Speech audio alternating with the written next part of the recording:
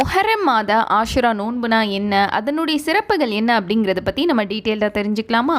அஸ்ஸலாமு அலைக்கும் வரஹ்மத்துல்லாஹி வபரகாத்துஹு. முஹர்ரம் அப்படிங்கிற இந்த மாதம் இஸ்லாத்தின் முதல் மாதமாக இருக்குது.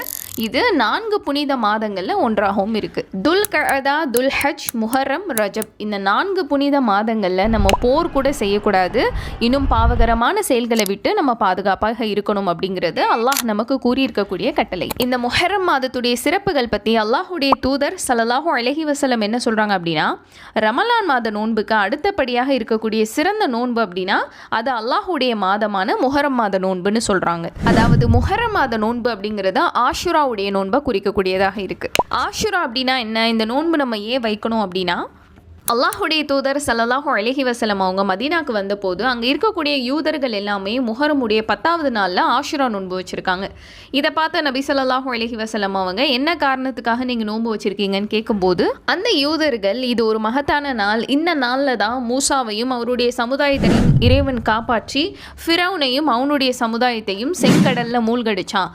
எனவே மூசா அலைஹிஸ்ஸலாம் அவங்க தன்னுடைய இறைவனுக்கு நன்றி செலுத்துவதற்காக இந்த நாளில் நோன்பு வச்சாங்க. நாங்களும் அந்த நோன்பை வைக்கிறோம் அப்படின்னு சொல்கிறாங்க.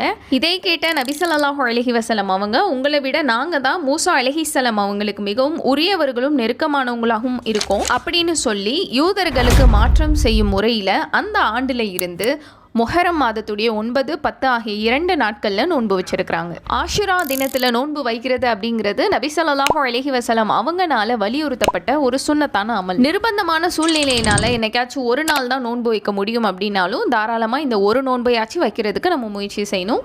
அல்லாஹுடைய தூதர் ஸல்லல்லாஹு அலைஹி வஸல்லம் இந்த நோன்பு பற்றி சொல்லும்போது, முஹர்ரம் 10வது நாளில் யார் ஆஷுரா நோன்பு வைக்கிறாங்களோ அதுக்கு முந்தைய ஓராண்டிற்கு பாவ பரிகாரமாக இருக்கும்னு சொல்றாங்க. இதெல்லாம் விட்டுட்டு முஹர்ரம் மாதத்தை இஸ்லாமிக் நியூ இயர் அப்படின்னு இந்த ஃபர்ஸ்ட் டேவை வந்து செலிப்ரேட் பண்ணுறது, நாளில் சிறப்பான தொழுகை துஆக்கள் செய்கிறது, இந்த 10வது நாளை துக்க நாளாக அனுசரிக்கிறது, இது எதுவுமே இஸ்லாம் கூறாத செயல்களாகும். எனவே இந்த விஷயங்களெல்லாம் விட்டு தவிர்த்து எது குர்ஆன் சுன்னாவுடைய அடிப்படையில் இருக்கோ அதை மட்டும் நம்ம பின்பற்றுவோம் இன்ஷா அல்லாஹ்.